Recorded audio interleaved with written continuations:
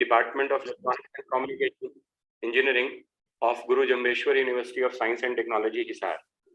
I am very much thankful to Professor Deepak, convener and the chairperson of the Department of ECE, and Ms. Priyanka Dalal, coordinator of this program, to provide me this opportunity to share my views on the performance enhancement of MIMO antenna using frequency selective circuit. So I'm going to share my presentation. Is it visible, madam? Yes, sir. It's visible. It has started sharing. Yeah. Okay. So before just going to the core of this MIMO antennas, I'm trying to cover what are the basic modern wireless communication requirements and how these requirements can be fixed.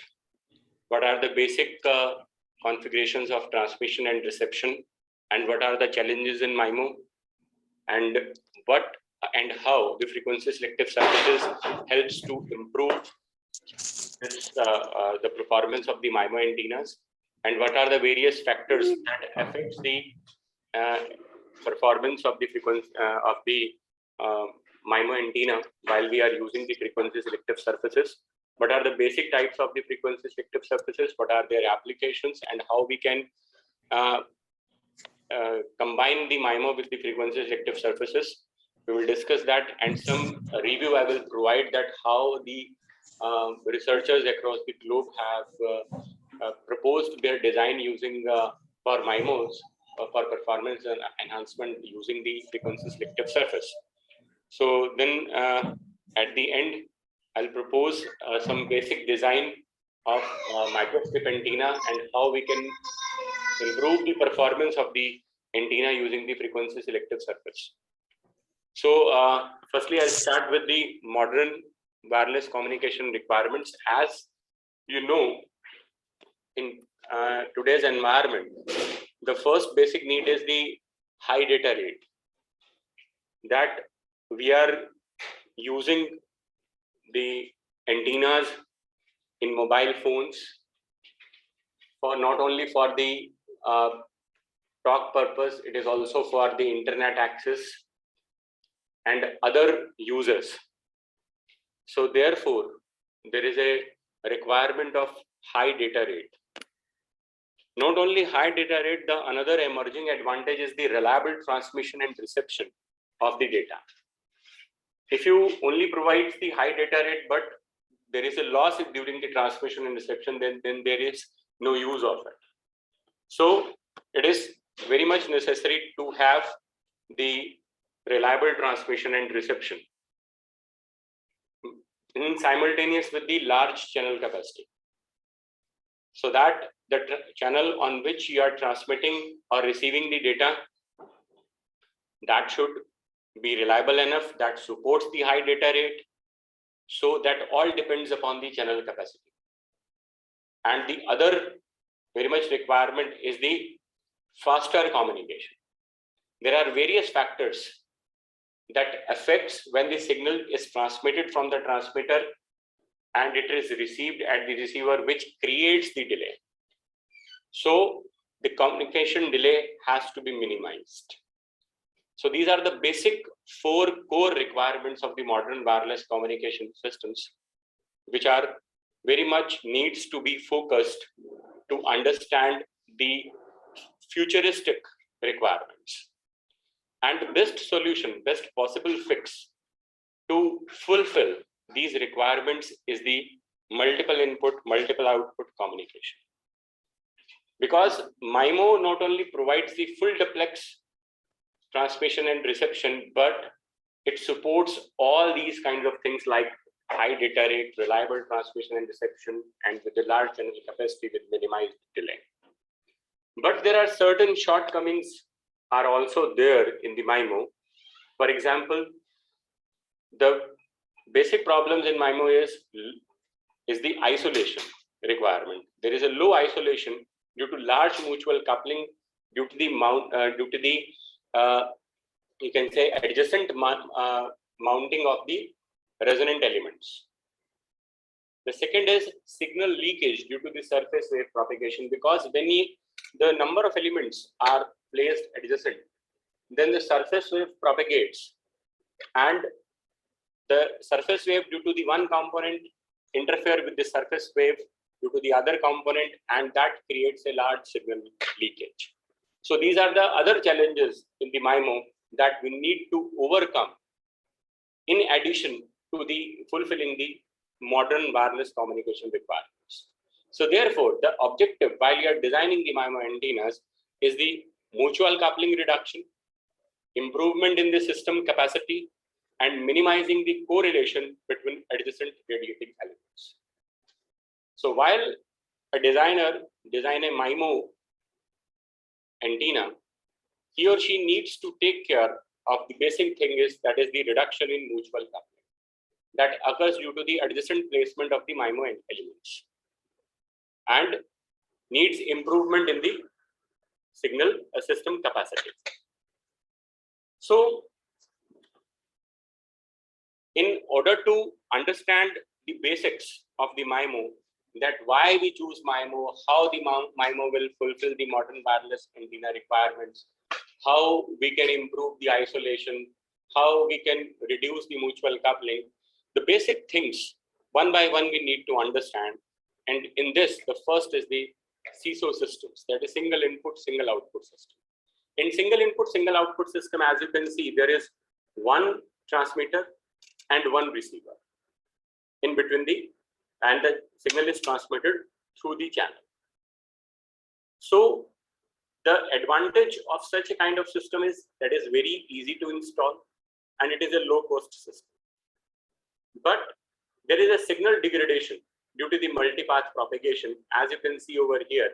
When one transmitter transmits the signal, then the signal follows the different paths and it gets diffracted due to the reflection through the multiple objects, or some kind of line of sight components are also there.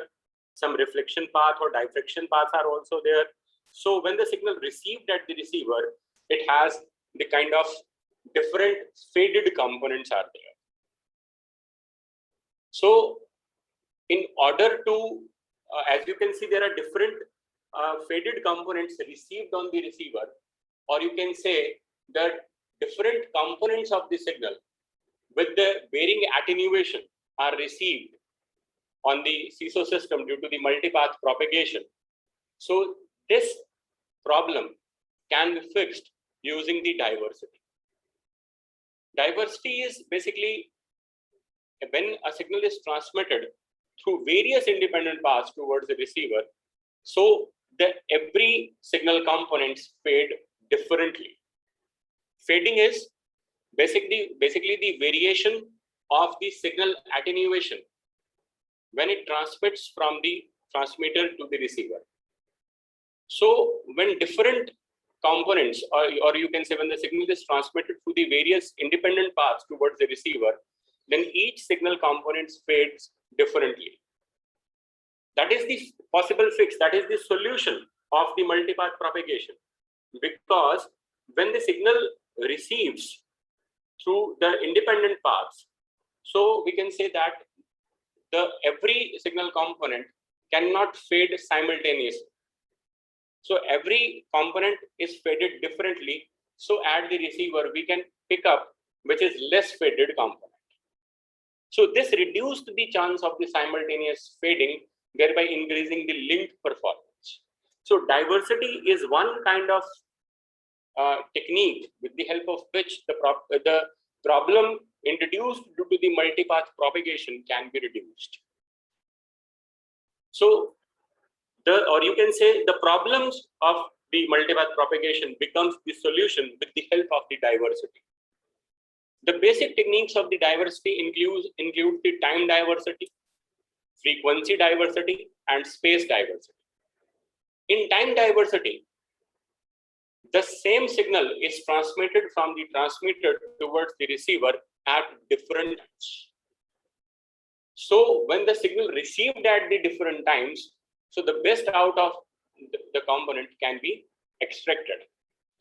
The second is frequency diversity, in which the same signal is transmitted with the on separate channels, or you can say at different frequencies at the same time.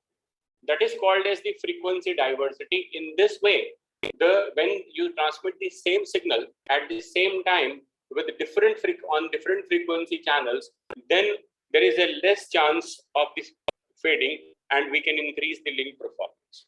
The third one, which is very important, is the space diversity. In space diversity, actually, we are using the multiple antennas either on the transmitter side or on the receiver side to transmit the same signal at the same moment. So that is the space diversity, which actually gives you the concept of the MIMO.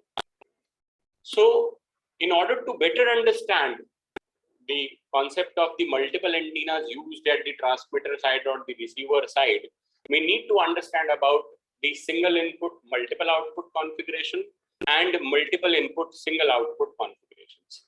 As you can see in the CMO configuration, there is one transmitter and there is multiple receivers. So by using the multiple receivers, they receive the differently attenuated or faded components of the same signal, which reduce the effects of fading, and it allows the receive diversity. Means the multiple received components, they are faded differently, but the signal remains same. So with the processing on the receiver side, we can minimize the effect of fading, and such kind of technique is generally used for the broadcasting. Next is the meso configuration. In meso configuration, we use multiple transmitters which transmit the same data from the antennas, and single receiver is used to receive the optimum signal. And this kind of technique is known as transmit diversity. Although transmit diversity technique is used less, because receive diversity, we can use it for the broadcasting, but for the transmit diversity, it is the method to extract the optimum signal component only. Next is the multiple input, multiple output technology, in which the multiple antennas are used at the transmitting side and multiple antennas are used at the receiving side. It is an effective radio technology which uses these multiple antennas at both the sides to enable the variety of the signal paths to carry the data, and choosing the separate paths for each antenna to enable multiple signal paths to be transmitted. So using the multiplexing, the multipath propagation and multiple degree of spatial diversity that we've already discussed, that is space diversity, MIMO is capable to increase the bandwidth, to improve the capacity of the radio link, and to reduce the latency or delay of the network connections. And if we go towards the history of the MIMO technology, it is invented by Mr. Arogyaswamy Paulraj with the US patent number, as you can see on this screen, in the year 2018, and he is also awarded with Marconi Prize. And he designed a MIMO-based cellular wireless technology that becomes the basis of today's WiMAX or LTE mobile networks. So that is the basic of the MIMO. And now, why we want to use MIMO? What is so important in the MIMO? MIMO helps to improve the signal performance. It reduces the latency, as I have told you. It helps to improve the signal to noise ratio, as we are using the multiple components to transmit, multiple antennas to transmit, and multiple antennas to receive the signal. And it provides the better throughput with low bit error rate. And as I have told you, it supports full duplex mode for both transmission and reception. It provides better spectrum efficiency with limited power levels. It helps to improve the transmission data rates and also helps to expand the network coverage. It supports mobile high-speed data applications. It supports beamforming, which is very, very important requirement in today's scenario. That is, MIMO antenna supports the beam scanning for efficient data delivery route to a particular user and to reduce the interference for nearby users in this process. It becomes the essential foundation for all current Wi-Fi and 4G technologies, including all wireless communication standards, as you can see, .11n, .11ac, HSPA, 3G, WiMAX, and LTE, which supports 4G and 5G new radio FR1 and FR2 bands. The only shortcomings in the current MIMO is the complex installation. When you use multiple antennas on both the sides of the channel, then definitely it needs complex installation. Further, you need the processing of the received signal as well as during the transmission, you require the signal processing. So there is a computational complexity due to this overhead. And definitely, as we are using the multiple infrastructures, multiple components, so it a little bit costly as compared to the CMO, CISO, or MISO configurations. Another important concept in MIMO is massive MIMO. Massive MIMO, as you can see from the diagram, that here we are using the massive antennas as a one hub, which is basically used to, you can say, broadcast or transmit or provide the access to the communication, provide the access of communication to different, not only the, for different requirements, not only the commercial, but as well as the industrial, for industrial applications. So in massive MIMO, it increased the capacity by 10 times as compared to using a single MIMO structures, and it improves the radiated energy efficiency also. And when you are using a single hub for supporting directional spatial multiplexing, so it becomes a little bit inexpensive, and it gives you the robustness against the noise and man-made interference as you transmit or do the directional spatial multiplexing only from the one hub. Now, the challenges in massive MIMO includes the design of the very compact antenna arrays while minimizing the fading correlation between the antenna elements as well. And there is a extremely high demand of computational signal processing, which includes the coding, decoding, and programming as well. And another very important issues that affects the, or you can say that is the, generally being the hot topic related to the wireless communication are the health issues due to the radiation hazards. Now, next is what are the basic MIMO antenna parameters with the help of which we can characterize a designed MIMO antenna network, or on the basis of which we can measures the performance of the design structure. The first one is the compact size. That is the very much important requirement while you are designing any kind of either array or MIMO structure. And the second is high inter-element isolation or mutual coupling reduction. Mutual coupling reduction actually depends upon the four basic factors. The first one is the signal leakage while the surface wave propagation, as I have already discussed with you. Conducting currents due to the continuous metallic ground planes. If you are using the continuous ground plane while you are designing any kind of antenna or an array or a MIMO, then the conducting currents on that ground plane becomes the reason of giving you poor isolation. Next is the coupling between the feeding lines. Naturally, when you are using MIMO, then you have to feed each antenna element separately. So the Therefore, the coupling between the feeding lines is another issue which creates the poor isolation. Next is the coupling due to spatial electromagnetic fields, means the radiation pattern due to one antenna element interfere with the radiation pattern of the another antenna element, which creates this problem of coupling and becomes the cause of the low inter-element isolation. Another important parameters on the basis of which you can measure the performance of the MIMO antenna is the channel capacity loss, diversity gain, mean effective gain, envelope correlation coefficient, and total active reflection coefficient that we will discuss one by one. Now, the channel capacity loss, first of all, which is popularly known as CCL.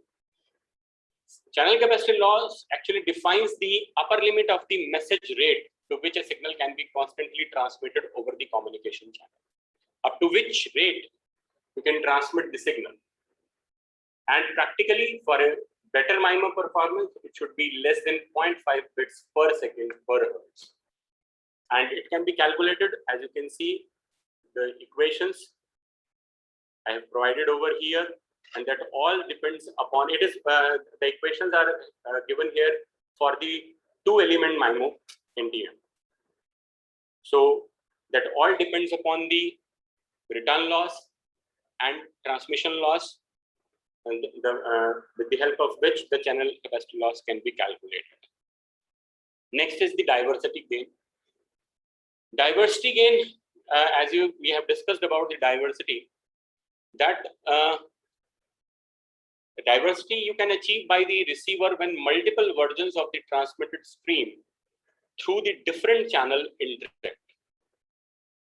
Means when the multiple versions of the same signal interact, or when you transmit the same signal in the different channels and they interact, and diversity provides you the basic solution to overcome the problems that encounter during the CISO or CMO configurations. So that can be measures in terms of the diversity gain. It provides the improvement in multi-antenna system with respect to the single antenna. For practical MIMO systems, the value of the diversity gain is close to 10. And it can be calculated with the help of envelope correlation coefficient that we are going to discuss. That is, diversity gain is equal to the 10 root of 1 minus envelope correlation coefficient. We're going to discuss that. Before that, it is mean effective gain. Mean effective gain, that basically in a wireless and communication environment, the antenna performance when the effect of the environment is taken into account in the gain performance of the antenna is measured in terms of the mean effective gain, in which will take the mean effective gain measures the effect of the wireless communication requirement, communication environment, that in what environment your signal is being transmitted, and that is calculated with the help of again S parameters for a 2-port MIMO antenna. That is, the equations for mean effective gain is given, and for equal power level, the difference between the for a 2-element MIMO antenna, it should be less than 3 dB. Means for equal power divisions, if there are 2 elements in the MIMO antenna. Next is the envelope correlation coefficient. Envelope correlation coefficient actually measures that how much the multiple antennas radiation pattern are independent. Means when you are using the multiple antennas at the same platform, then how their radiation pattern are interacting, or how actually we want that the radiation pattern due to every element do not interact. So how much independent those radiation patterns of the individual elements are, that are measured in terms of the envelope correlation coefficient. And it takes into account the antenna's radiation pattern shape, polarization, and the relative phase of the fields between the multiple antennas. And the formula to calculate the ECC, as you can see again, for a 2-element or two-port MIMO antenna system it is given. That all depends upon the S parameters. Next very important thing is that is total active, or you can say the TARC, total active reflection coefficient, and it is mainly used for the MIMO antenna systems or array systems where the outgoing power is unwanted reflected power. So it is actually the ratio of the square root of the sum of all outgoing powers at the ports to the all incident powers at the ports. And TARC is basically the function of frequency, and it also depends upon the scan angle and tapering. When you are designing your MIMO antenna for beam forming or beam tilt, then generally TARC is very important to calculate. And it is a function of frequency, as I have told you, and TARC is basically a real number between 0 and 1 and generally given in decibels, presented in decibel scale, but it is between 0 and 1, and if TARC is 0, that means the power delivered is actually accepted by the antenna. All power delivered is accepted by the antenna. And when it is 1, that means the power delivered is coming back as the outgoing power. There is a total TARC 1 means there is a total wastage or unwanted reflected power is there. So that is you can say a parameter. TARC is a parameter with the help of which you can measure the efficiency, that how your MIMO antenna works, how efficiently it works in terms of power transferred to it. That is the power given to the MIMO antenna. The effectiveness of the power given to the MIMO antenna can be measured using the TARC. And it is used to characterize the multi-port antenna's frequency bandwidth, radiation performance, etc. Next is the basic MIMO antenna requirements. What are the basic MIMO antenna requirements? So, MIMO antenna, first of all, it consists of, as its name, multiple input, multiple output. So definitely it consists of multiple ports.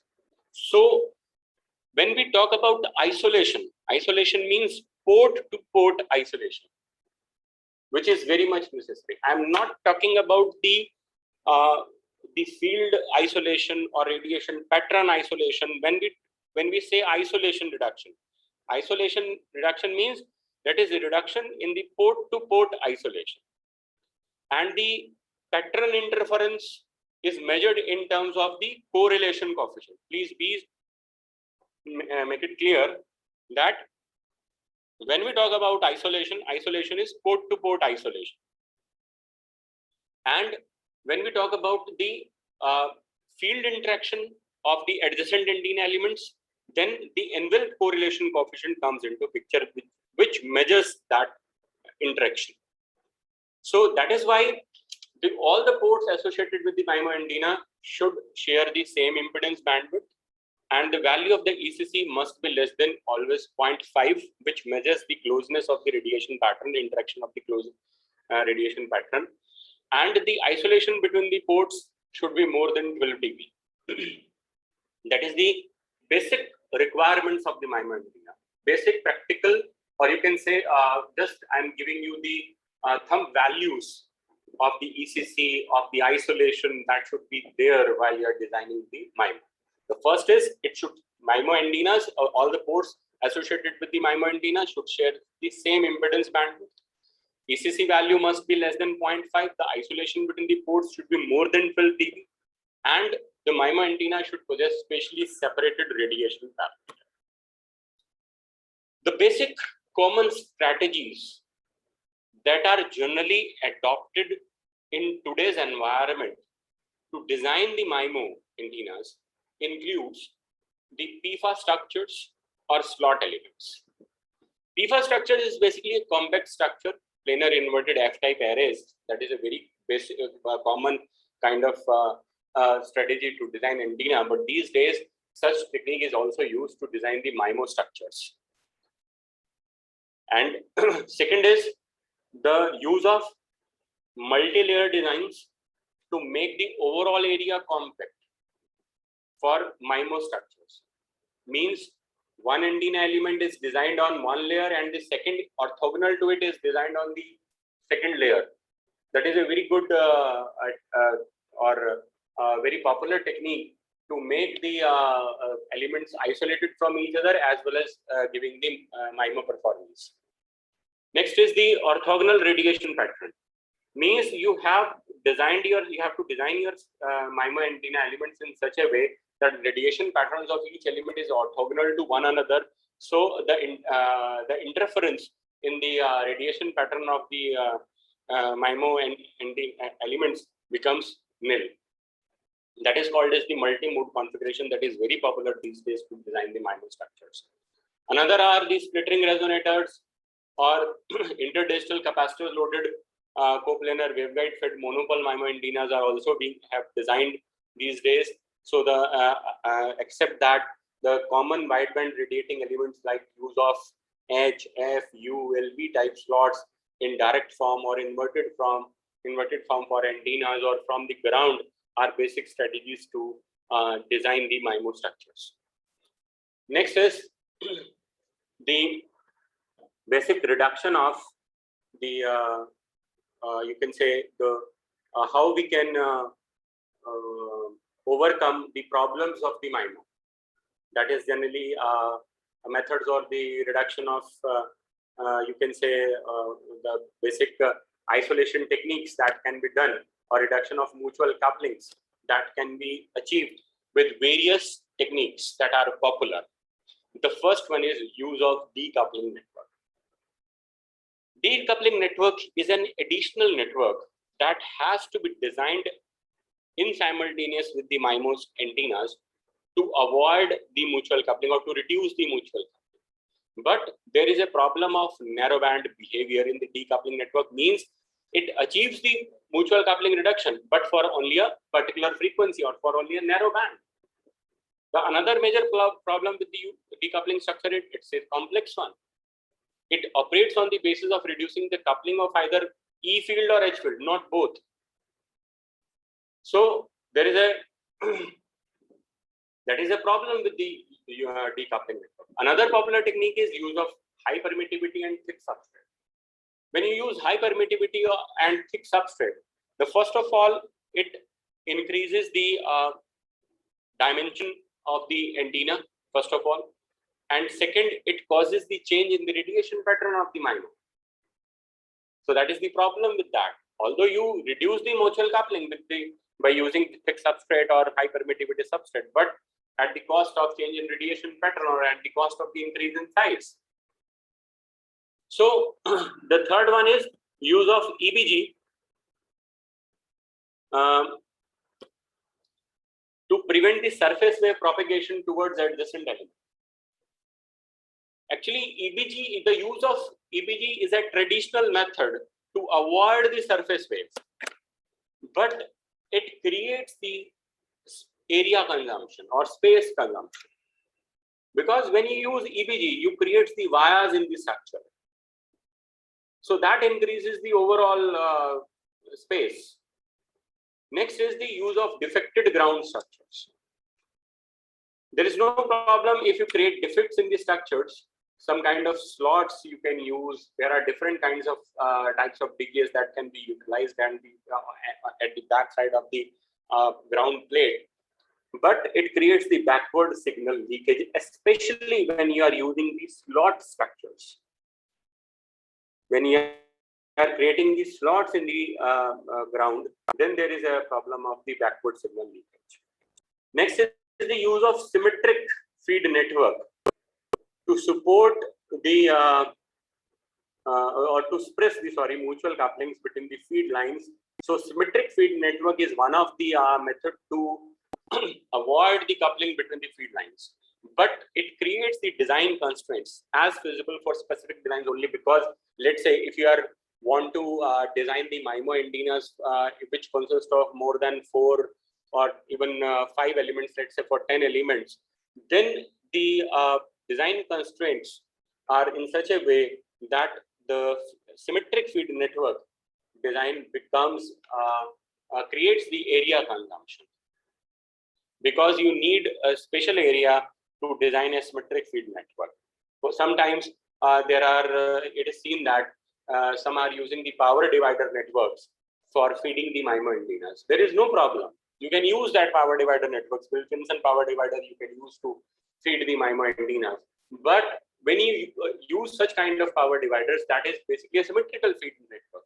So you need a separate area in the MIMO space to design that feed network. So that's why there is a design constraints. Next is the coplanar strip wall between the two antennas. Means you have to use a common coplanar strip wall between every pair of two antenna elements. But that actually creates the problem in the radiation pattern due to impedance mismatch, or by if you use the coplanar strip wall in between every pair of antenna elements, then it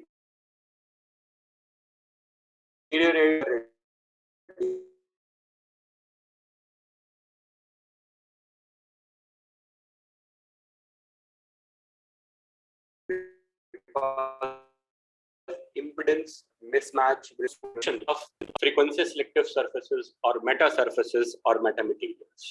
Or you can use the combination of any one of these techniques with the FSS, and you can easily achieve the mutual coupling reduction. Reason is, actually frequency selective surfaces or metamaterials possess the unusual electromagnetic properties.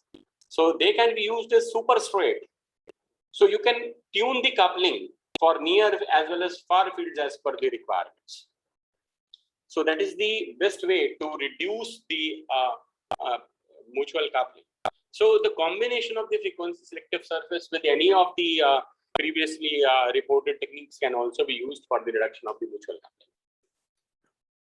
So the next is how this FSS and helps to achieve the better performance in MIMO.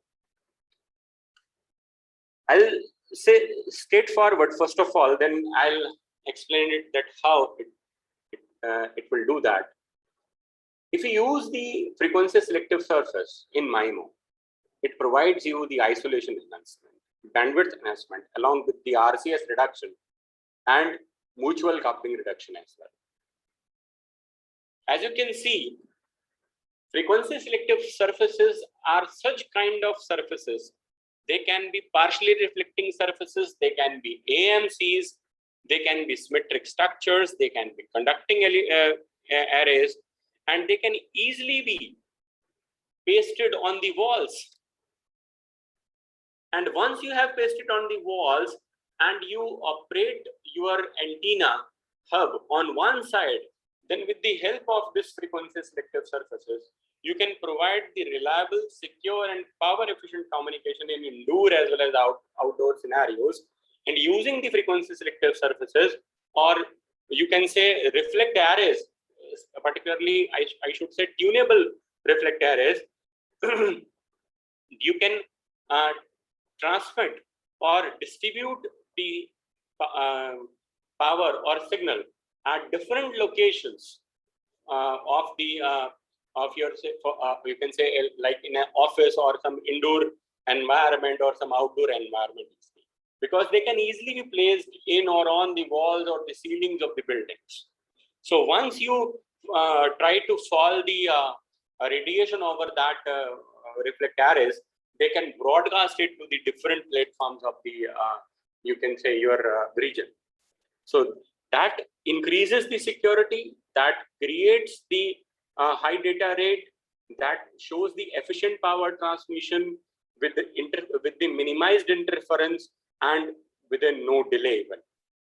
So as I have told you, reflecting surface based reflecting surfaces are the kind of frequency selective surfaces with the help of which you can broadcast your signal to the different sources, including either mobile phones or some your not only mobile phones, other wireless devices, and even your you can say to the primary towards from the primary base station to the secondary base station, you can only the reflecting in all the devices in that in between in the region between these two can be covered using the this intelligent reflecting surfaces. And as you know, there are the in the basic phones, there are multiple antennas are used for for supporting 3G, 4G, or so. But only one MIMO can serve this purpose. That is the best way of use of one MIMO with the use of reflecting surfaces, with the use of frequency selective surfaces can serve this purpose. Now, what are these frequency selective surfaces actually are, and how they works? In general, frequency selective surfaces are periodic surfaces which consist of an assembly of identical elements which are arranged in 1, 2, or in today's scenario even in 3-dimensional space. And they are periodic planar assembly, generally of metallic elements on the dielectric layer. And they can be excited by two ways. The first most popular way is incident plane waves. You can fall the signal on the reflecting surfaces directly, and the rest will do by them. And the second one is, which is a costlier method as well as a complex method, that you excite every element of the frequency selective surface with individual generators, which is very, very less in use. And frequency selective surfaces performs the spatial filtering, and when an electromagnetic wave incident on the frequency selective surface, the basic you can say the electric current excited on the elements, and the amplitude of that current depends upon the strength of coupling of energy between the wave and the element. And the coupling reaches, that electromagnetic coupling reaches to its highest value at the resonant frequency, or you can say when the length of the element is nearly half wavelength. And the elements are generally shaped to resonate near the frequency of operation. They are so designed. So the performance of the frequency selective surfaces measures on the basis of their periodicity, structure thickness, bandwidth, and angular sensitivity, polarization dependence, etc.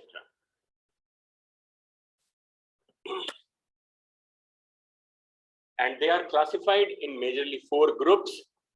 The first one is the center connected FSS elements, loop types FSS elements, solid interior or plate types of various shapes, and combination of these two. As you can see in the classification, most of the participants I hope so they know about the classifications of the frequency selective surfaces. That as you can see that there are 4-legged loaded elements. They are basically loop types. 3-legged elements, circular loop, square loop, hexagonal loop are the basic topologies of the frequency selective surfaces. And then there are square patches, hexagonal patches, circular patches, etc., and the combination of all these. And center connected includes straight lines, 3-legged elements, anchor, Jerusalem cross, and square spiral, etc. Now, FSS are always designed in arrays. That doesn't mean that you cannot use the single element of the array. The single element of the array is as efficient as the complete array. But generally, they are used as arrays to support the reflection of the waves. And generally, they are designed in 4 types of configuration. The first is solid patch array. That is, as you can see, they works as the low pass filter due to its inductive effect. And next is the slot array. As you can see, the slots are cut over there, so they behave as a high pass filter. Please remember it. On the basis of this, you can improve the antenna performance. Next is the patch loop array. As you can see, there are an array of loops of the wires, so they works as a band stop filter. And the slot loop array, they works as the band pass filters, as you can see. So The application of the FSS includes they are used in hybrid DOMs, bandstop filters, as a subreflectors, as a circuit analog absorbers, as polarizers, and in antennas. We can discuss in detail all these things, but my main focus is to use or to direct your mind towards the MIMO, performance of the MIMO using FSS. So as I have told you, the basic performance of the FSS are, or when you design a particular FSS, the basic things that you keep in mind is, first of all, the unit cell size. Keep your unit cell size as minimum as possible to support the miniaturized applications. Structure thickness, it should be ultra thin, that will be better. Next is the bandwidth. Generally, the applications, either it is MIMO or simple antennas, the requirement today is of higher bandwidth. So you have to design the frequency selective surfaces in such a way that they support the high bandwidth. Next is the angular sensitivity. Angular sensitivity is very important, that when the wave falls on the frequency selective surfaces at whatever angle, either at oblique angles or normal angles, they can show you the same performance. Next is the polarization dependence, means whether the incoming wave is either TE polarized or TM polarized, the structure should give you the same performance. So that is the performance parameters that should be keep in mind while you design a frequency selective surface. So next is the I'm giving you a review of the already designed structures in simple antennas as well as in MIMOs to make you clear that how this FSS can improve the performance, or how they are implemented basically. As you can see in this structure, basically there is a simple antenna, a simple wire antenna, and on the back side of which Jerusalem Cross FSS is mounted. An array of the JCS is mounted to increase the bandwidth. So how the bandwidth increases? As we have studied just before, let me go back to make you more clear that how it increases the bandwidth. If you see that what we have heard just so far, that if you design a kind of patch, it gives you low pass filter. If you design a slot, it gives you high pass. If you design a patch loop, it gives you band stop. If you slot loop, it gives you band pass. If you see slot loop means the slots, the loops are of a slots, or there are certain basic type of elements that gives you the higher bandwidth, that includes the JCS, Jerusalem Cross, that gives you the high bandwidth. Or you can use the slot loop types of arrays. So that is why a element, selection of the element, that for what purpose you are using, on that basis you have to select the FSS element. That helps you to increase the bandwidth. Next is, again I am showing you the bandwidth enhancement using JCS. A simple antenna, and which is designed on a substrate, and JCS is mounted on its backside to increase the bandwidth. And next is, it's a, as you can see, it is a wideband printed MIMO diversity monopole antenna, in which actually there are neutralization lines. These are neutralization lines that are playing the roles of the you can say frequency selective surfaces that are mounted over here to reduce the mutual coupling. Okay, and also sorry, to not only reduce these neutralization lines are basically used as a frequency selective surface to enhance the bandwidth by increasing the mutual coupling. Sorry, to increasing the mutual coupling. These neutralization lines are provided in these 2-element MIMO antenna. And simple gain enhancement. Simply, as you can see, it's a loop. So, as you can see, it's a loop of slot. When you're using a loop of slot, it's a band pass element. So definitely it increases your bandwidth. So for RCS reduction, as you can see, it is a center connected element with a slot in between.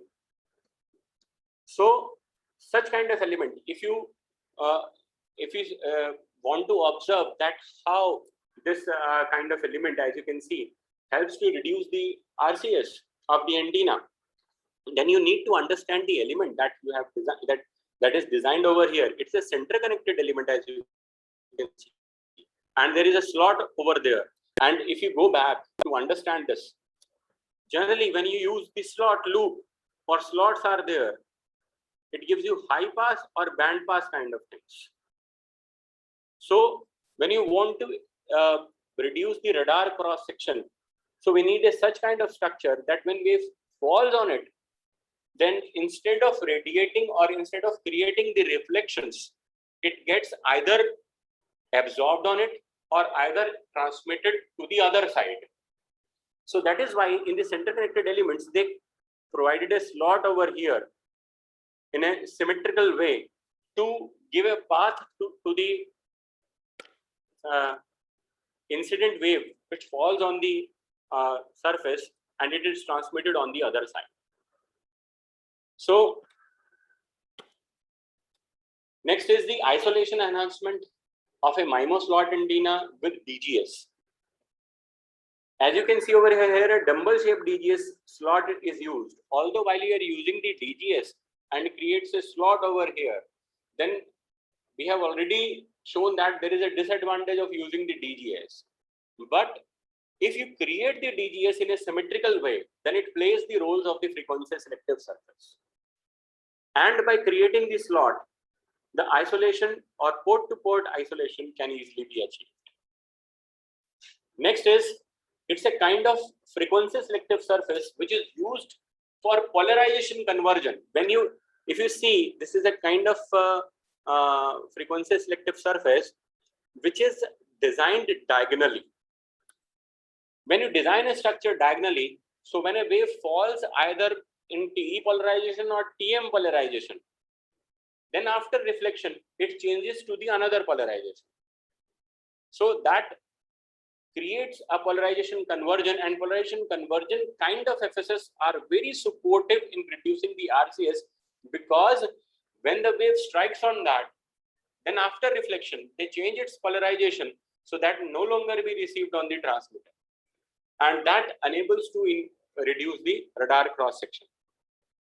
That is a very, very popular technique of using the polarization conversion kind of FSS in the antennas to reduce their RCS. So by using the FSS, you're not only going to increase the bandwidth, the gain, or improve the isolation or reducing the mutual coupling, you can also reduce the radar cross section. So that is all the performance of the antennas that you can improve. Now, again, and you can enhance the isolation by using the array of the slotted loops, which are generally known as defected ground structures, but they are, if you are using an array, they become the frequency selective surface. Next is the low profile array with the RCS using the hybrid kind of FSS. As you can see, there is an array of the antennas. It is not MIMO, but that is an array.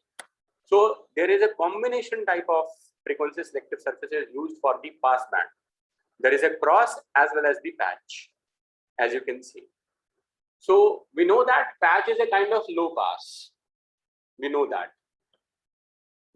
But when you combine it with a cross, which is a center connected element, which is generally a high pass, so gives you the low RCS. So the selection of the element, the choice of the element, depends upon the designer, that what and he or she wants from the antenna, what kind of parameter he wants to improve from the antenna. So that is a MIMO structure that is proposed in the year 2017, and it's a 2-element MIMO structure, and there is a frequency selective surface, an array of frequency selective surfaces that is mounted at the back side of this antenna to improve the bandwidth, isolation as well, and low cross correlation. As you can see there is a as you can see, when you use a simple antenna without with a continuous ground plane without the FSS, then you can see the response of the S11. And when you use the FSS with the MIMO as well, then you can easily see the -10 dB bandwidth and the S21. If you see here in the reference antenna, the S21 is even less than -5, or you can say it is less than it is nearly about -6 or -7 in between the S11 response. But when you use the frequency selective surface on the back side of this MIMO, then you can see that the bandwidth is drastically improved. And not only this S21, which actually gives you the I should say the isolation improvement, it is drastically reduced, even more than even less than -15 dB in the required band. So that is the importance of the frequency selective surface. And now that is the recent work which is proposed by Ravi Kumar Damkar, that it is a performance improvement of the multi-band antenna. As you can see, multi-band MIMO dielectric resonant antenna with a partially reflecting surface. They have used, if you see over here, they have designed the phase graded frequency selective surface. There are two layers of this FSS. One is the top layer, and the second is the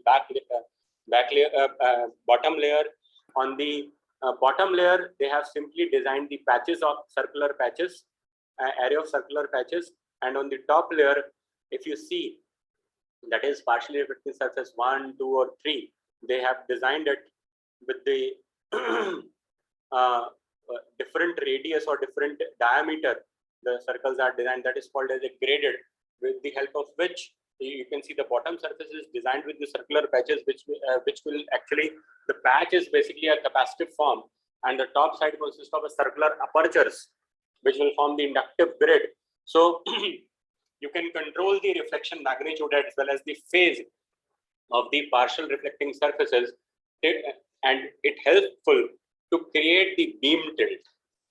So beam tilt is achieved, and it is a very, very popular work of the ISM Dhanbad, which is currently reported, and it's a very, very good work which is reported by Dr. Ravi Kumar Damkar. And by varying the dimensions of the capacitive grid or inductive grid, you are able to control the reflection magnitude and phase of the beam tilt. And generally, in this case, in particular design, inductive grids are generally made variables by varying the diameter of the top surface to obtain the large tilt angles. And now I'm giving you a brief insight about some designs of basic elements, design of the basic elements of the frequency selective surfaces, that how you can design them, and you can think that for what purpose you can use them, for what, that how you can choose them according to your application. The first one is the square loop element. As you can see, the simple square loop element, as its FSS, the top FSS layer, or you can say a single square loop element, it represents basic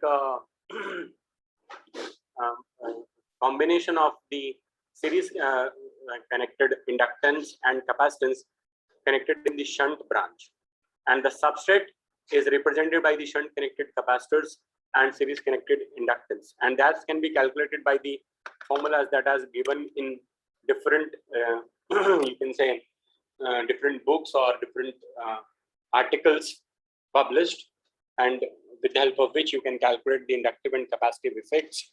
And and similarly, you can also able to design the square loop FSS and calculate their dimensions even by using these equations. Next is on the basis of these equations or equivalent circuit, we have or we are proposing some of the basic design parameters that needs to be focused, with the help of which you can control your response. As you can see over here, that this is a square loop FSS, and there is S21 response is in front of you. By varying the unit cell size or different parameters of the unit cell, like the length, width, or thickness, you can change the resonant peak without changing much in the internal geometry. So bandwidth can also be increased by changing the width. And similarly, we have designed various topologies, not only square loop, but circular loop as well. And by controlling the radius or diameters, we can achieve the higher bandwidth response. And next is the grid type of frequency selective surface. We have also designed it, and by varying the length, gap, the bandwidth can be controlled.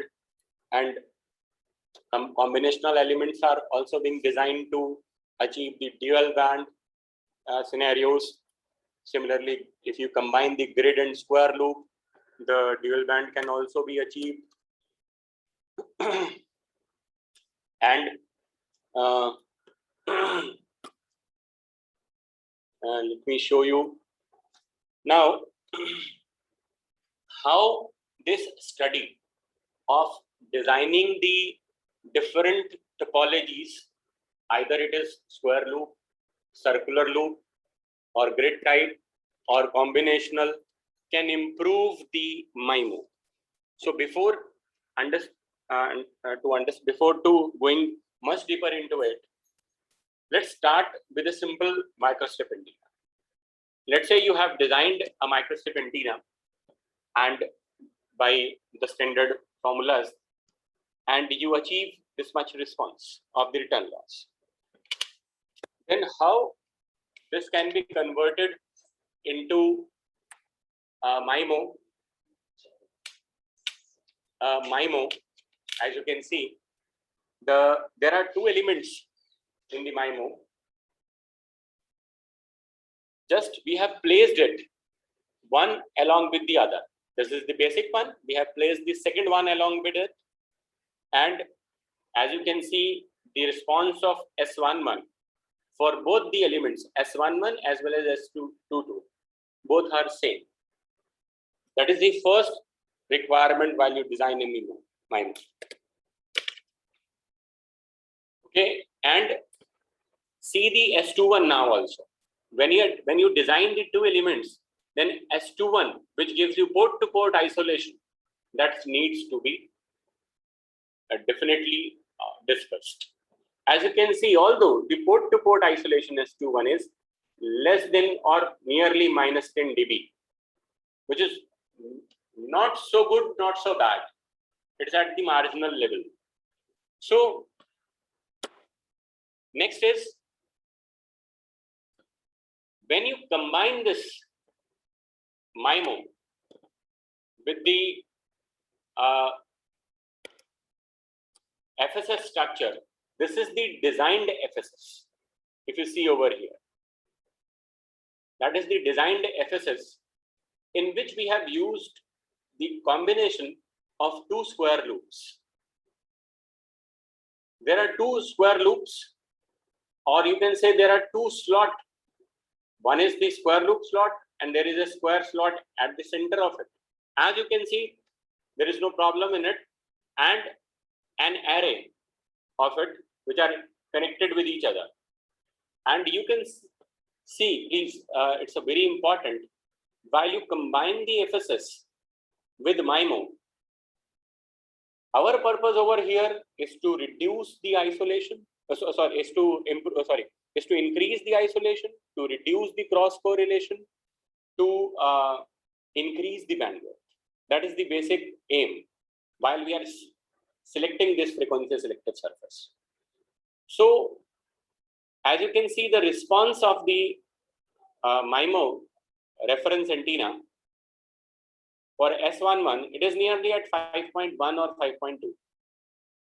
For the same frequency, you have to design the frequency selective surface. So please keep in mind, for the same frequency, for those things that you want to achieve, that is bandwidth, isolation improvement, and reduction in mutual coupling and low cross correlation. So we have designed it at the same frequency, and when we combine it, when your MIMO is combined with the this FSS element, then you can see that there is a very large improvement in the bandwidth for S11 if you see, for minus 10 dB one, and S21 if you talk about over the band of operation, it becomes higher. Although it should be even more less, it should be even less than minus 10 dB or minus 12 dB, but it becomes more than that. So there is again an issue for it. So what we have done in order to achieve this FSS is combined with DGS. How? You can say it as DGS because we have put a central strip in between the FSS. Let me see you. We have put a conducting strip over here in between the two elements to improve the isolation. So it is a combination of the frequency selective surface with the DGS, and as you can see now, the S22 is now for the band of operation, S21 for the band of operation is even less than minus 12 dB, this green curve as you can see. And not only that, your bandwidth is drastically improved. So that is the combination that can be done with the help of this. And as you can see, there is from the radiation pattern, both co-polarization, cross-polarization has been studied. And as you can see, the cross-polarization is quite lower as compared to the co-polarization for both the cases. So enhanced bandwidth with improved isolation with low cross correlation is achieved with this combination of FSS and DGS. And further, the basic two parameters are also studied, not only two, I should say the three parameters that have been studied: envelope correlation coefficient and diversity gain and torque. The envelope correlation coefficient, if you see, when you are not using FSS, it is although lesser than 0.5, the maximum value is 0.13 nearly, although it is less than 0.5, which is the requirement for practical case for MIMO. But when you use FSS, it is even less than 0.1. So the maximum value of the ECC of MIMO antenna without FSS is observed as 0.14, whereas with the FSS it is even less than 0.04 in the band of operation. So this decrease in envelope correlation coefficient indicates the improvement in diversity performance. And further, the diversity gain and torque is also studied. As you can see, the diversity gain, which is shown by this green curve, it is almost equal to 10 dB, which is a requirement. It is only for small range of operation, it is 9.99, but which is very closer to 10 again. And the torque, which is the total active reflection coefficient, it is less than minus 10 dB for the center frequencies of the operational bandwidth of the designed MIMO antennas, that is 4.17 and 5.12. 4.17 and 5.12, even they are less than minus 10 dB, which indicates the efficient transmission of power by the antenna with high signal to interference ratio. Right? And further, the fabrication of the design has also been done, and both the structures has been designed with the MIMO as a reference, and with or without FSS have been designed, and they are experimentally tested. As you can see, the measured response and simulated response are quite in agreement, except the minor changes in the resonance peaks. As you can see, the lower and higher frequency range are observed at 4.25 and 4.92 respectively, and the minus 10 dB bandwidth is ranging from 3.9 to 5.2 gigahertz by using this FSS. And there are minor deviation in the lower and upper frequencies after the fabrication, with maybe due to the fabrication error or the non-linear behavior of the dielectric. Otherwise, it shows the very good agreement with the simulated response. So in this way, a designer can think that how a frequency selective surface element can be chosen, how they can be installed or they can be placed along with the MIMO to increase the parameter performance. And a designer should focus on the basic parameters or basic, you can say, basic application that he or she wants to fulfill. On that basis, the selection of FSS should be done to improve that particular parametric performance of the MIMO antenna. And that with the help of this, with the help of this slide, I already stressed that what are the key factors that you need to focus on, so that you can easily improve the performance of the MIMO antenna by using FSS, and what are the key factors that you keep in mind while you are designing a particular FSS or selecting a particular shape. So thank you very much for giving me this opportunity to share my thoughts on the MIMO. And if there is any queries, and I'm happy to answer. Thank you very much, sir. I think you covered from basics to advanced to the practical work also. Means a complete package you have given to the participants today. Thank you, ma'am. Yes, sir. Very detailed knowledge about MIMO antennas, and also very basic also. So very fruitful session, I think it is for participants. There are many questions in the chat box, sir. I will read the questions one by one.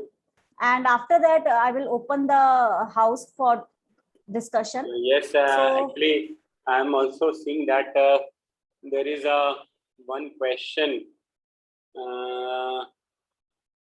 Let me see.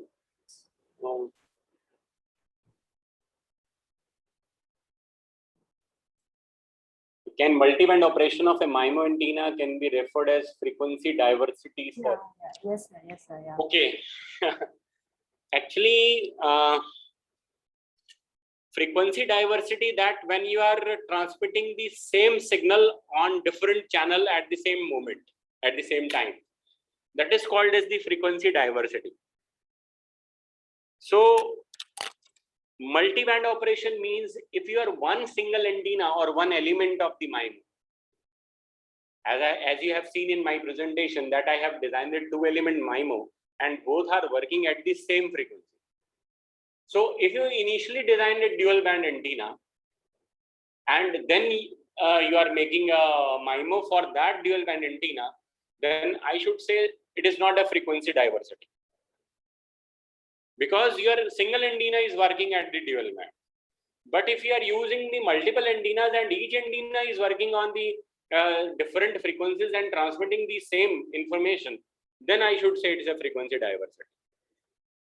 I hope so. It is clear. It is asked by some Surendra Kumar. And Yes, sir. next is the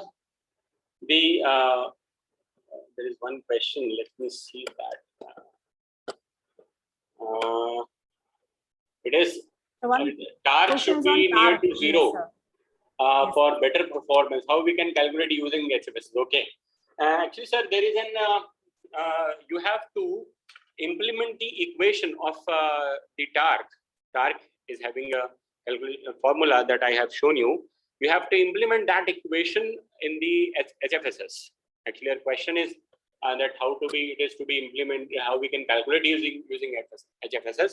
So you have to implement that equation in the HFSS. There is a output variable parameter is there in HFSS window.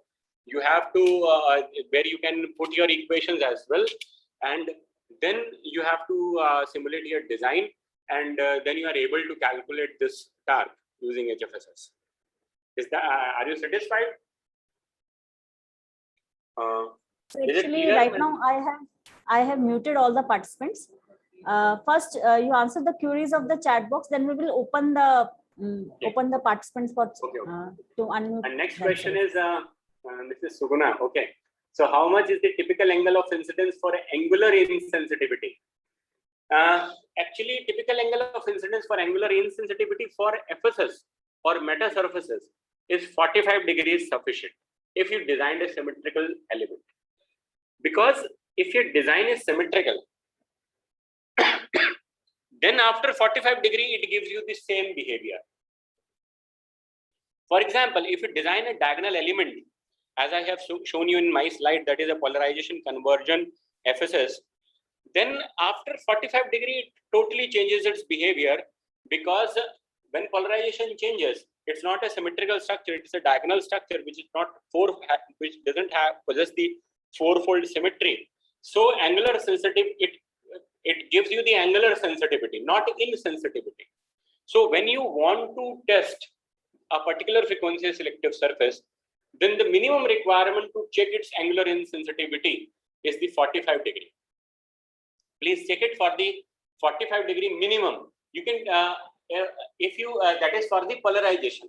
But if you test it for the oblique incidence, let's say, that at what angle the wave incidence on this, as you have seen, as you have written over here, angle of incidence for angular insensitivity, then I should say, please test it up to merely 60 degree, minimum 60 degree. It is very important.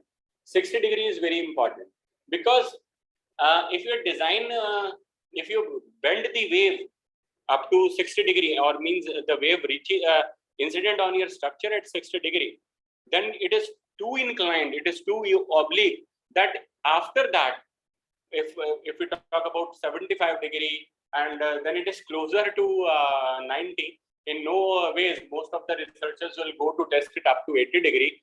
But I should say it is sufficient if your structure gives you the angular insensitivity up to 60 degree, then we can say that, okay, your design is angular insensitive. In very rare cases, it is tested up to 80 degree, but wave is normal. I doesn't think so. It is so much bent, because the transmitter, from the transmitter, when the signal falls, the transmitter has to be so much inclined to send the oblique incidence even larger than 60 degree. So there is no problem if you test it up to 60.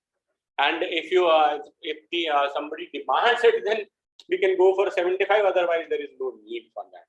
And the second question is, can you tell the procedure to get the cross and co-polarization in HFSS? That is a common process, Mr. Rahul, and for every antenna, you can measure the cross polarization and co-polarization. Actually, in that case, when you put it in HFSS, when you put your design in HFSS, then for measuring the co-polarization as well as cross-polarization, there is you have to test it for cross-polarization. You have to test it the theta and phi component both.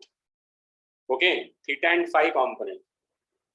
For theta and phi, you can measure at different angles to check the cross polarization. Means it is just like one is TE, one is at TE angle and other is at TM angle.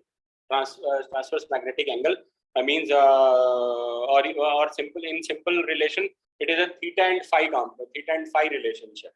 That is a cross polarization. And copolarization is basically the relationship of phi with phi or theta with theta. Okay, and other question is, can multiband operation MIMO can refer as frequency that I have already discussed. Understand torque should be near to 0 for better performance. How can we calculate using this? That I have also answered. Is there any other questions, madam? Let me check that. That is angular insensitivity. How the SRR and DGS calculation is done? SRR, it's not SRR. I think so. It is either it is ECC or torque. You want to say? I think Again, there is the equations of the torque or DG or DGS calculation. You are saying about SRR and DGS calculation means? Might be the participant is asking about the dimensions. How to calculate the dimensions. Okay, dimensions. Okay. Yeah. Actually, firstly, you need to understand for what purpose you want to implement DGS. What is your basic use? For example, the design that I have proposed, I have given a small strip on the back side in between the frequency selective surface array to improve the isolation. So you have to identify the location in the design that where you should put that defect to achieve the result. For example, in my design, as I have seen already, when I have implemented FSS, that my isolation is poor. So isolation is basically port-to-port isolation. So I have to identify the location that if I place the defect in between the two ports, then I am able to achieve the isolation.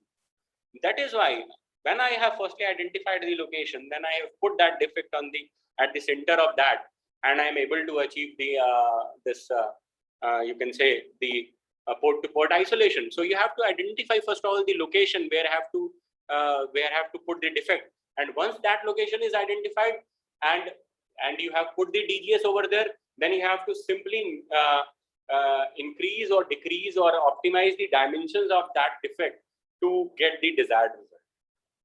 Okay, so how are they scaled to lower dimensions? As there any relationship we can adhere to? For what lower dimensions means? We can scale to a lower dimension means? I am not getting that point. Because that is. Might be they are asking about how to scale, how to design them for different frequencies, like how to make FSS work. Okay, for different frequencies of the MIMO elements. No. I think they are asking about the FSS, frequency selective surfaces. Okay. How so they how to can be scale designed to a to lower, work how they are scaled to a lower dimensions. Okay. Yeah. Actually, in I should say in research articles that are generally published when the concept of FSS has been introduced, then for designing the multi-band frequency selective surfaces, the concept of scaling is being developed, and the scaling is being developed with simultaneously in order to achieve the angular and polarization insensitivity. So what they do, they scale the diagonal elements. Means, let's say if you design an array of the patches, and let's say there are 4 patches you have designed, then the diagonal patches will be of different dimensions. Or they have scaled to different dimensions. Then when they scale to different dimensions, then they are able to achieve the multiband, and in simultaneously with the angular insensitivity and the polarization insensitivity. And you are saying there are any relations which can be adhered to? There are any relationship? There is actually a relationship of the scaling you are talking about. It's a general thumb rule that, let's say if you design an antenna or an FSS for a particular frequency for which it's operate, when you just reduce it to half or double, let's say, or increase its size to the double area, then definitely corresponding to that, its frequency gets increased to the double value or decreased to the half value, respectively. It's a normal thumb rule, because the resonant length changes in that order. Means if you have designed it for a particular frequency and it is of half wavelength, when you scale it down to half of it, then it becomes for the lambda by 2 for double of the frequency. And if you make it double in length, then you make it for the half of the wavelength for the half of its frequency. So in that way, that is a relationship of this scaling. And next is how to design FSS for multiple frequencies, that I have answered just now. That either you can use the scaling process for designing the FSS for multiple frequencies, or there are combinational elements you can use. I have shown in my presentation as well. If you use multiple elements, that doesn't consume space as well, and you can design it for multi-band.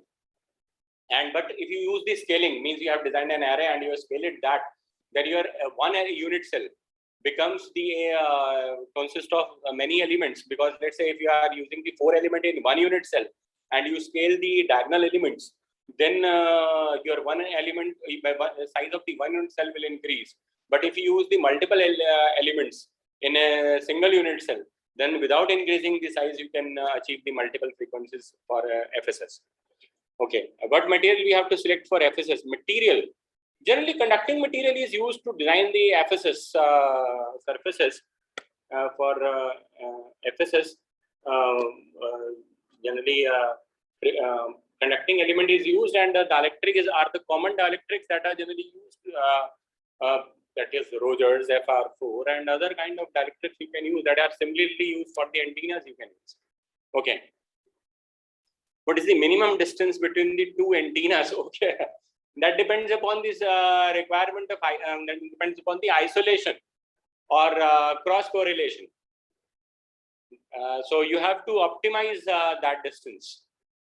If you achieve the very good isolation, even by placing your elements very close to each other, then there is no problem. You can place them close.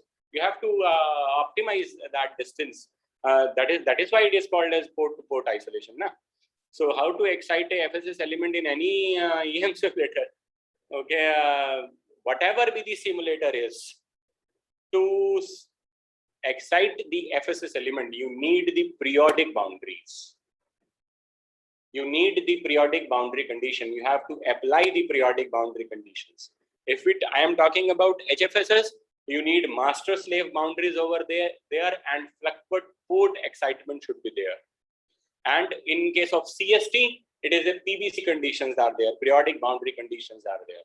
So you have to, depending upon the software used. So although work is same, but they have given the different names or different methods to apply that. Otherwise, the periodic boundary condition should be there to excite a FSS element. What transmission mode is used in massive MIMO 5G antenna? Transmission mode, you are saying. It may be full duplex, there is no problem depending upon the requirement. For example, if you are only want to use it for the internet purpose, for broadcasting purpose, then partially reflecting surfaces mounted on the wall, if you use, and then massive MIMO is able to provide the interconnectivity in your complete office or in the complete region. Whether it is 5G or not, that is the transmission method. Or next is in DGS technique, how to reduce backward radiation leakage.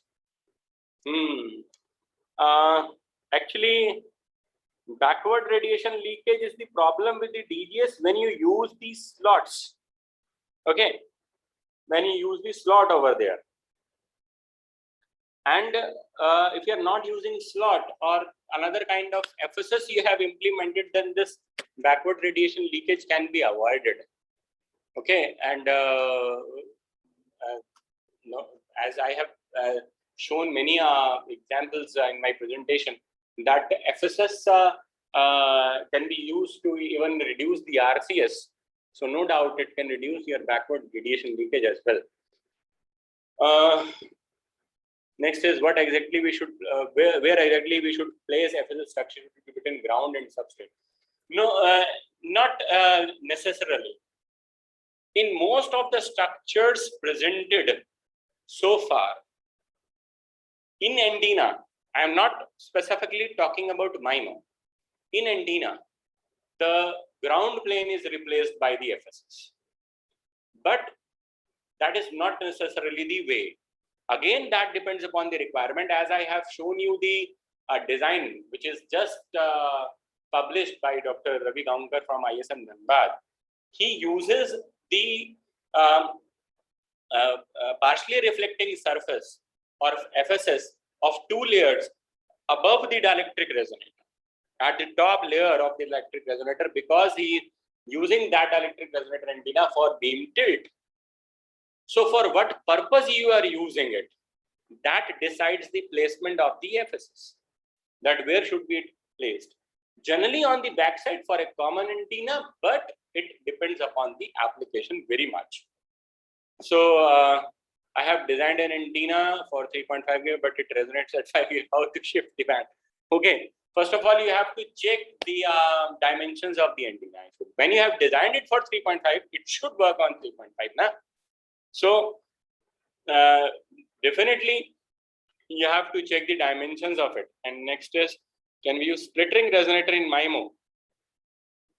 Okay, you can use it for, again, the reason, the purpose, it all depends upon the purpose, that for what purpose you want to use SRR in MIMO. You can use it, no problem.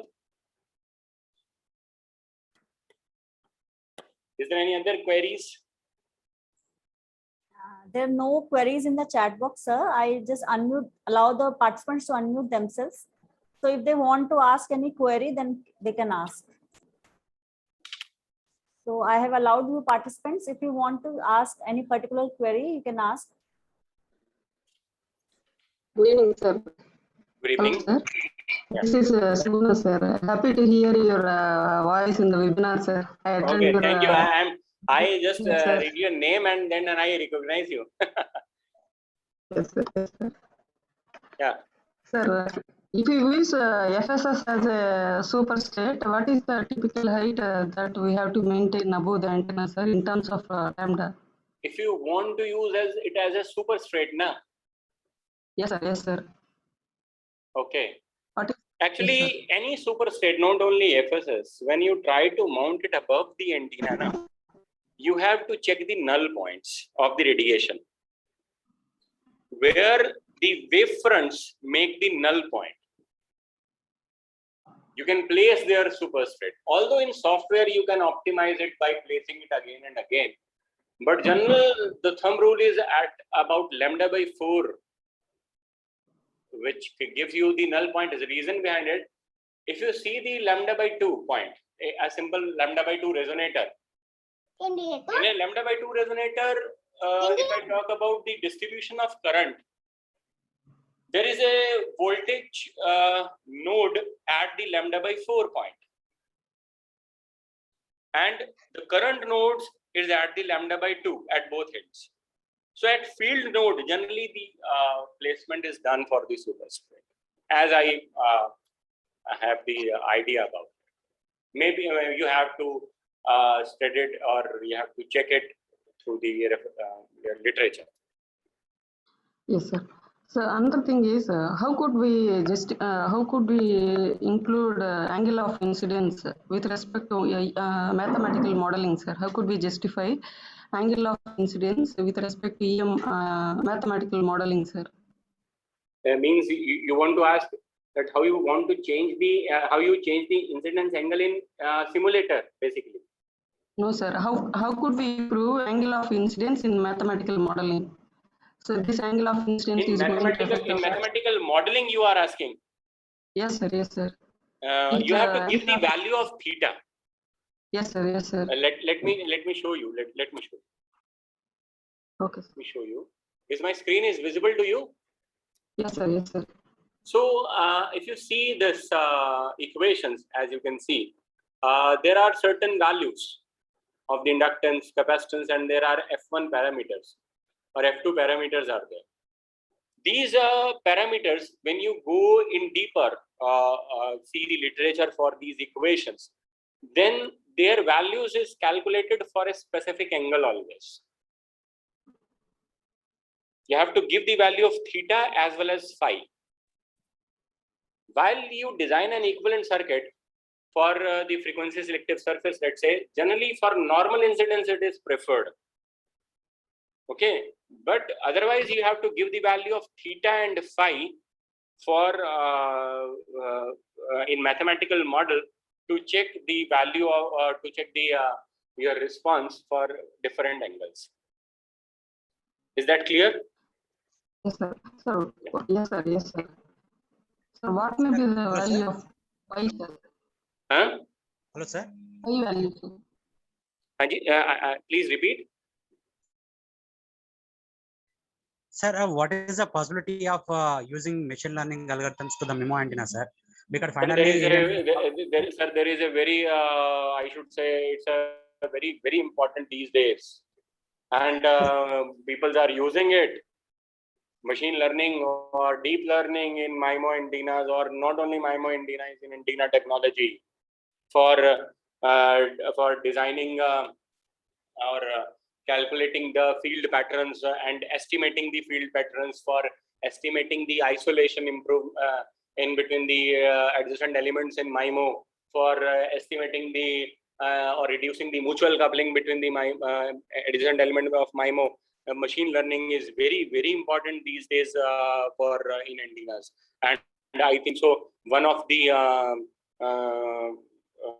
institute in the in our South India is implementing the antenna with the machine learning.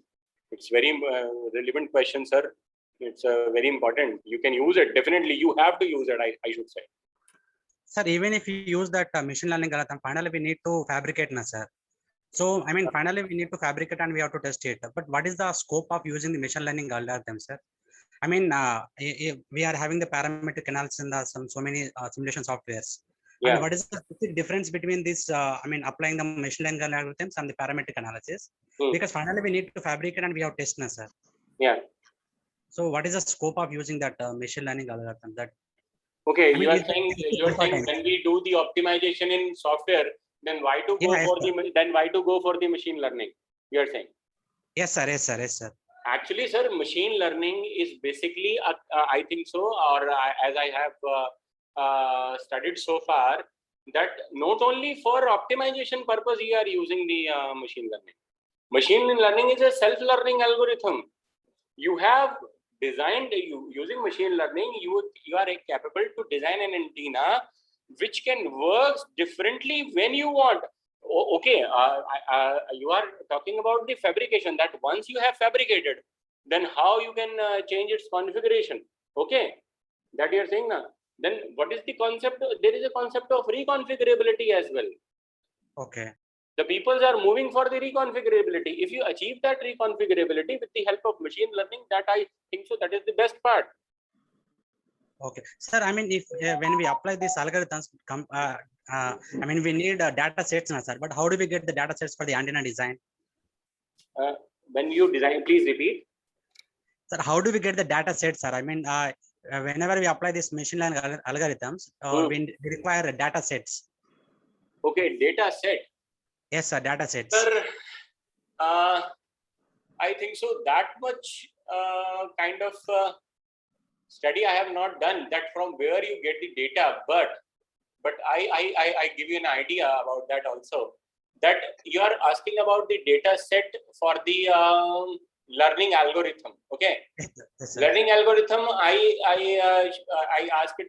I said it at self-learning algorithm. Basically, when you make a network as self-learning means that when you give the signal to the antenna, then using the machine learning, you are able to save that past experiences of the different types of signals, or different you can say different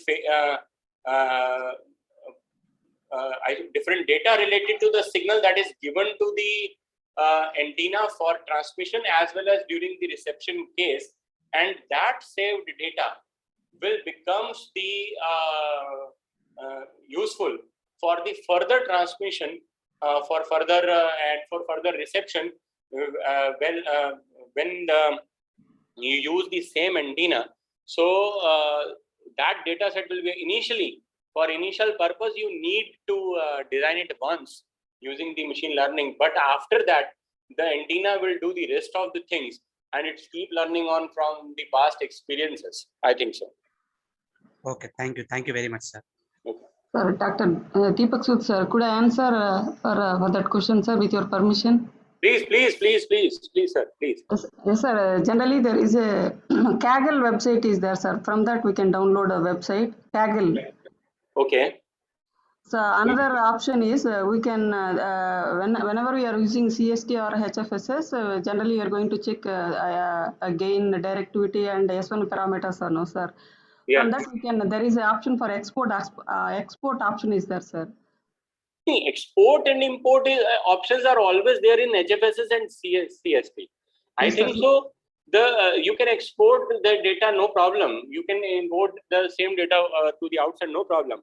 But I think so. The question that is asked by the that participant is that while you want to embed the machine learning in the antenna, while you engage the antenna with the machine learning, then how that data from where the data set should come to help to improve the learning of the antenna for future communication. Is that so? That the participant should clear it. Yes, sir. Yes, sir. On that basis, I have answered the Sir, question. I hear that we need to buy data sets, sir. I mean, whenever we do a digital image processing and etc. Okay, then we have to purchase, sir. the website that is told by the the participant is maybe useful, and I should recommend that should be you please write that name of the website on the chat window so the participant should know about it. Yes, sir. Yes, sir. Thank you very much. Yes, Thank sir. you. Thank you. Sir, hello, sir. Yeah. Sir, how can we draw the equivalent circuit of any given fabricator designed MIMO antenna? Sir, Equivalent for MIMO or for antenna or for FSS?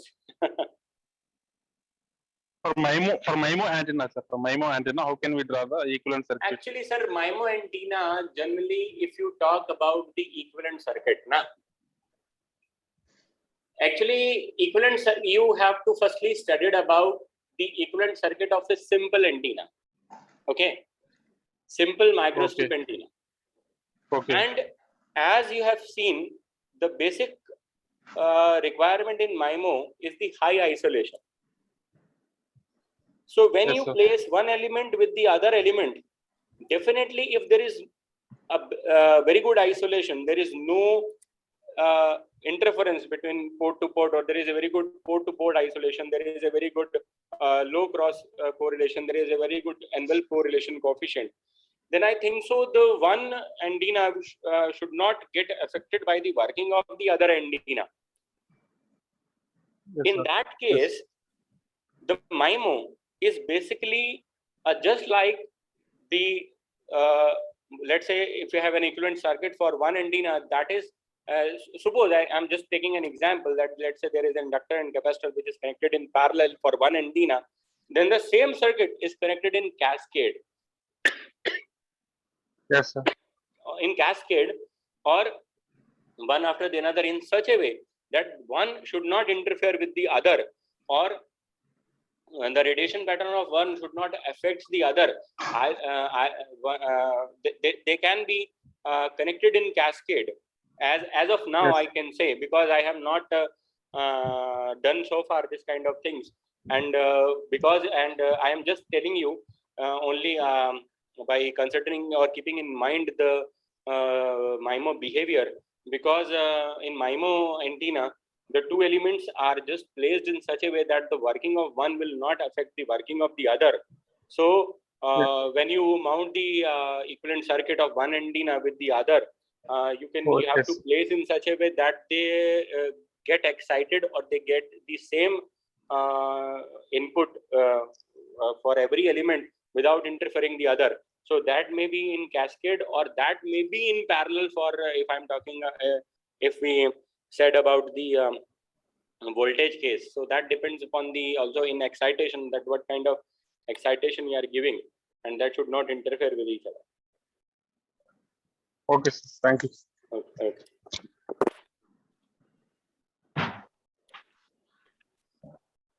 इसका मतलब Hello. Hello. Yes, sir. Yes, sir. Is there any other queries? Hello, sir. Yeah. Sir, how could we predict the slot dimensions, sir? How can we predict?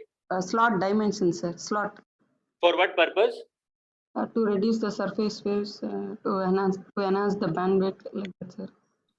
As I have told you in my presentation, first of all, why you want to make this slot? First of all, you have to think that what kind of FSS element, or what kind of not only FSS but kind of element you want to mount for antenna performance improvement. Which element you need to focus, and when you choose the element, correct element, and that element should be chosen depending upon your purpose, depending upon the other scenarios for MIMO specifically, and then after choosing the element, that element you have to mount where have to be mounted, the location you have to choose, maybe it's slot, maybe it's patch.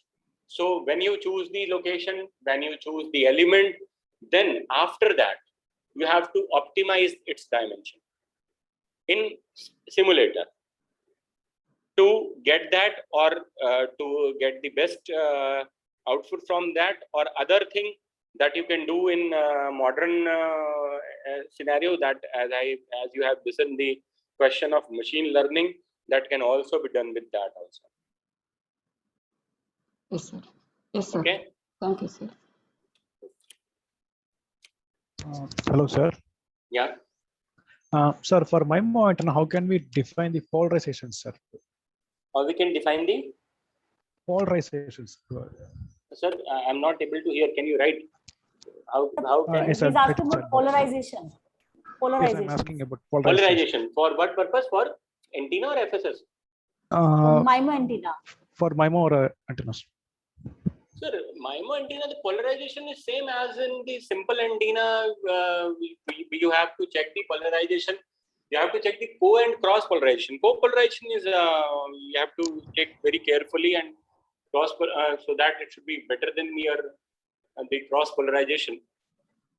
We have to check these. If you talk about particularly the FSS, then that is the another scenario. That is the different one. But in antenna, whether it is MIMO or whether it is the other one, the polarization is need to check for the single element first, and then in case of the MIMO arrays. But generally in MIMO, nobody asks you about the polarization until or unless you are using some kind of meta surface with it. Okay, let me show you the one Yes. very good research work that is presented. I have already shown that. If you see this work, there is a FSS is used at the back side of this MIMO antenna, but this FSS is not symmetrical. It is not symmetrical. As you can see, it doesn't possess the four-fold symmetry. It is a two-fold symmetric structure. And if it is not a four-fold symmetric, that is definitely it creates a polarization sensitivity issue. While there is a surface wave or backward waves move incident on it. It is a polarization sensitive structure.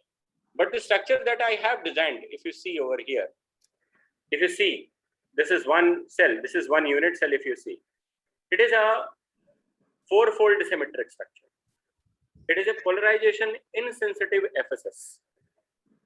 So that doesn't create the degradation in MIMO if the polarization of the incident wave or the backward wave changes.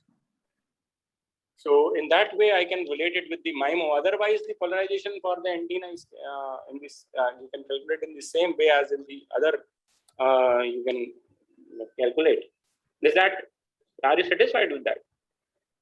Yes, sir. Yes, sir. Because I have designed in the metamaterial MIMO antenna. So Okay. in a query, I was being asked that to discuss about the polarization parameters. So Okay, I should suggest please try to design symmetrical networks. okay, sir.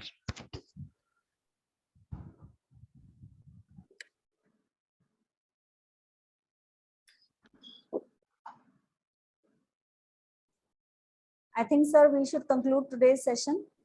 Okay, ma'am. Okay, thank you. Can I stop sharing my slide? Yes, sir. I think all the queries are being done. So a very nice presentation, sir. I have seen in the chat box, many participants have said that the presentation was very nice. They are very happy. Thank you, ma'am. Thank you, sir. Hanji, thank you for joining us today. Okay. Sood sir, Dr. Sood sir. Yeah, please. Can I say one thing, sir? Yeah. Ma'am, organizer Priyanka ma'am, Dr. Sood sir is very expert in equivalent circuit, ma'am. Please conduct the session with sir, ma'am, so that it is very helpful for the research community, ma'am. Okay. Yeah, okay, ma'am. We will for the next time. This time the schedule is like already decided, so we cannot change the schedule. But next time we will surely plan for sir session on. Sir is expert in absorbers and equivalent circuit particularly. No one is giving the information on equivalent circuit, ma'am. Sir is only the right person to give information on that, ma'am. Please conduct. This is my humble request, ma'am. Okay, sure. Humble request to Deepak Sood sir. Sir, take this session only on equivalent circuit. Definitely, ma'am. Definitely, I will. If the participants are so happy with the equivalent circuit session, so you should. Okay, ma'am. When you find if there is any slot in between the session, please let me know. I will do that. Definitely. Okay, sir. If there is any availability, I will surely. Okay, ma'am. Okay. Inform you. Okay, sir. Thank you, sir. Thank you, ma'am. Thank you. So nice of you, and I'm very thankful to the organizers as well as the participants for giving such a nice comments for my session, and I'm thankful to all the Priyanka ma'am and Dr. Deepak, the convener of this program, for giving me this opportunity to present to share my thoughts on mine. Thank you very much. Thank you. Yes, thank you, sir. Thank you. Can I leave this? Sir, can I have one photo with you? Oh yeah, definitely. Like I will take a screenshot. Yeah, no problem. Please turn on your camera. Other participants can also turn on their camera so that we can have a group photo.